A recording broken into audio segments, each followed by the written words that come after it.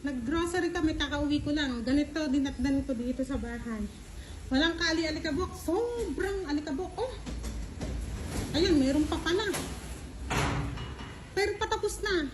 Mga 30 minutes na yan eh. Ngayon, nakasarado yung pinto ko pero tingnan nyo. Oh, pumasok pa rin sila sa loob ng bahay. Kasi nga, dumadaan sa ilalim ng pinto. Walang kuryente, nawala ng kuryente mga kapanay.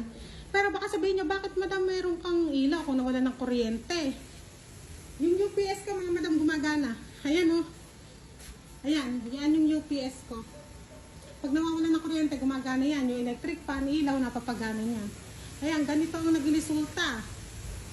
Pagkatapos ng, ay, itong dates namin, may mga bunga na. Sigurado, naglag ang mga bunga niyan. Tapos yung mga mangga, sigurado, naglag din ang mga bunga ng mangga kasi sobrang lakas. Kaya bukas sigurado sa mga market, napakaraming tindang hilaw na mangga.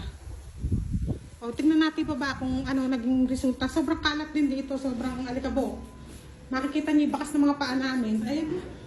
Tignan niyo naman, bakas ng mga paa namin. Umakit kami, diba? Galing kami grocery. Sobrang alikabok. Oh, grabe. Grabe, oh. Ay. Oh, tignan niyo naman alikabok, oh. Tignan niyo yung alikabok. Masyado tindi. Oh. Masyado naging alikabok dito sa baba. Mas matindi pala dito kaysa doon sa akin. Grabe.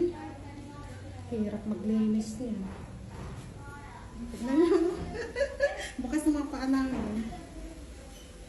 Hanggang ngayon, meron pa rin. Yung tumutunog na yung gate ko yun. Ilala ko yung gate ko. Sabihan ko yung mga bata na wag mo nang aakit, nakalaking gate. Ganyan, karami ang alikabok.